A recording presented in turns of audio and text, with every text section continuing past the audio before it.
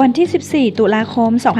2568 เจ้าหน้าที่บลจ. The First Goodman Group ได้อบรมแรงงานต่างด้าวสัญชาติเมียนมากลุ่มแรงงานที่เปลี่ยนย้ายนายจ้างชี้แจงการตรวจสุขภาพของแรงงานจำนวน 260 คนณสถานประกอบการจังหวัดระยองเป็นที่เรียบร้อยแล้วค่ะนายจ้างหรือผู้ประกอบการท่านใดต้องการแรงงานกลุ่มเปลี่ยนย้ายนายจ้างติดต่อได้ที่บลจ. The First นะคะ 02 949 0699 ค่ะ